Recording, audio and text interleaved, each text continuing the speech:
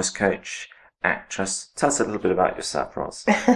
Well, you've covered it. I'm an actress and a writer, and I coach people with communication skills, and voice work is part of that.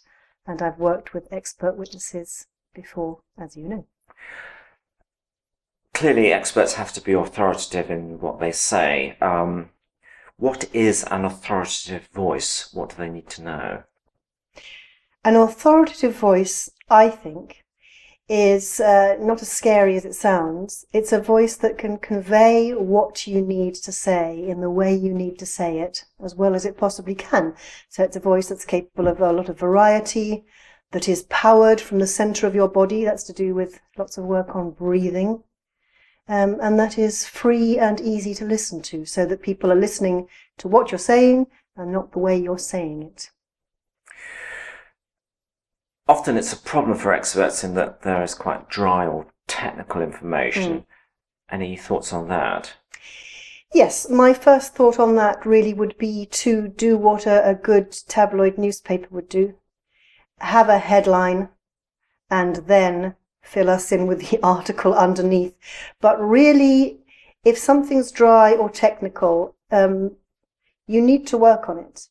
This is the time to use metaphors, to use analogies. I don't know if you read, The Guardian has a thing on Saturday in the magazine, Ask a Grown-Up.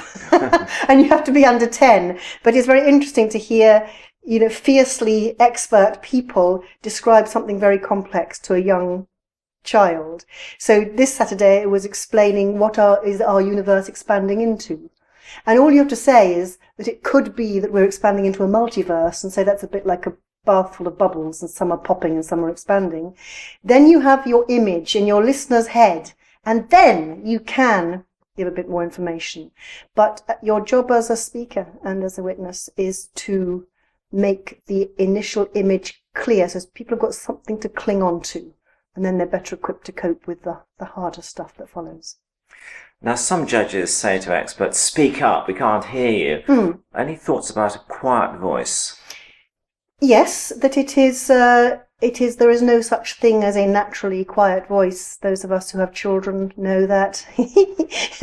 That just isn't so. So, although it may not always feel like it, the volume of your voice is always under your control. There are reasons why your voice may be quiet. The same reason probably that people often mumble or people speak too quickly. It's often a lack of faith, perhaps not in what you're saying, but a lack of faith in the interest of your audience. So if you feel they might not be gripped, oh, this is boring, blah, blah, blah, then there are ways that we apologise for our voice. Well, anxiety is a big issue for Yes. experts, particularly going into a witness box. Yes. Any thoughts on dealing with anxiousness? Be glad it's there. I know that sounds a little bit glib, but you have a heavy responsibility as a witness. You're trying to get to the truth of something. Very important. The stakes are high. The main thing I would say about overcoming anxiety, well, I'd say two things. One is that you're not there because somebody wants you to show off. So you're not there, I'm in the limelight, I don't want to be. You're there because what you're about to say is of genuine practical benefit to somebody else. The judge, in this case, really, that's the person you're having the relationship with in the courtroom. He or she needs to understand what you're saying, the evaluation, the interpretation you're making of your facts. The other way of tackling this is that when one feels anxious, an emotion is a physical reaction to a thought. And anxiety is a thought about what might happen in the future, even if it's the very immediate future.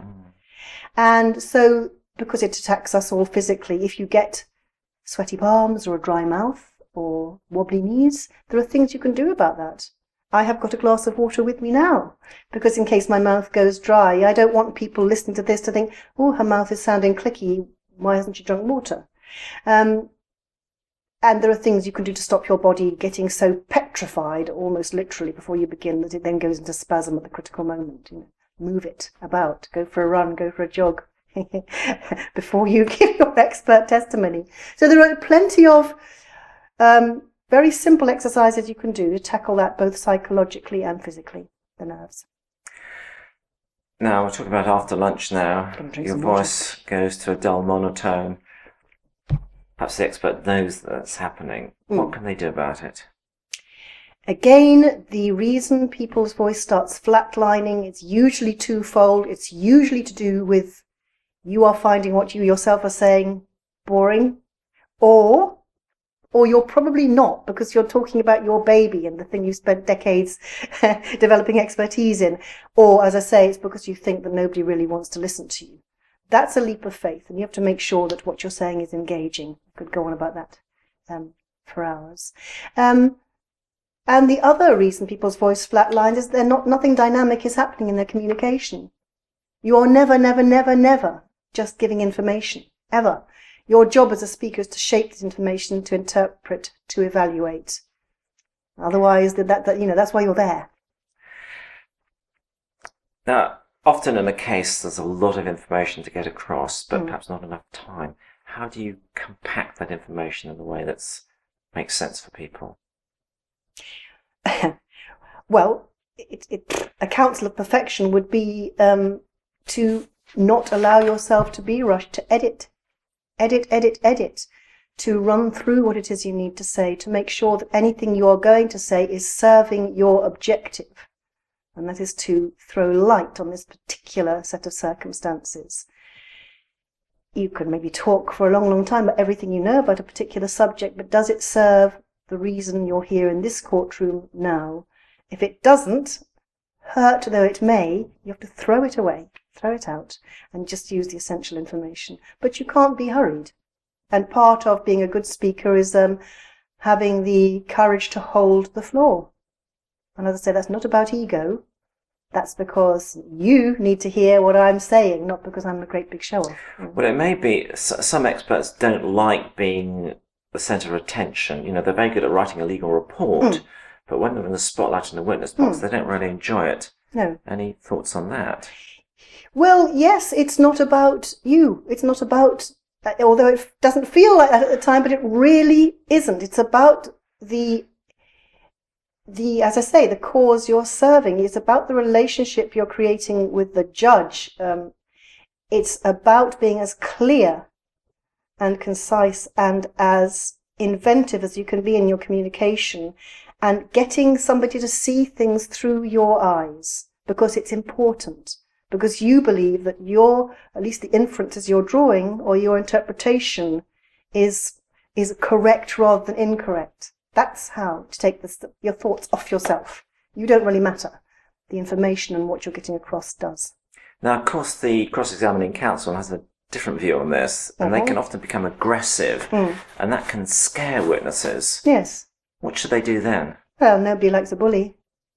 Try not to play that game. I mean, I believe I know that your advice is, in a courtroom, plant yourself, literally, your feet, so you are facing the judge. That's the relationship you're having in the courtroom.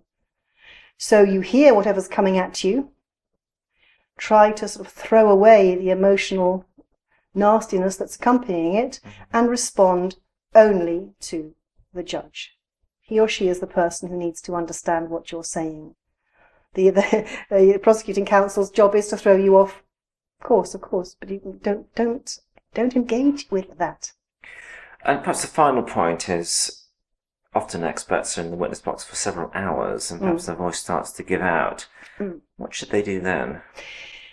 Have plenty of water with them. Keep breathing when they have a moment when they're listening rather than speaking, and prepare their voice by lots of breathing work. This is homework over weeks and months of being a good speaker, so that your voice is always being filled up from your belly, from the centre of you. It won't run out then, and it won't put undue strain on your poor throat. Yeah. It won't make your throat. Your voice goes because your throat is doing the work that your tummy should be doing.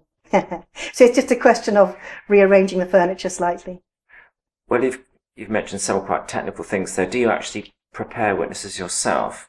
Do you help experts? I do, yes.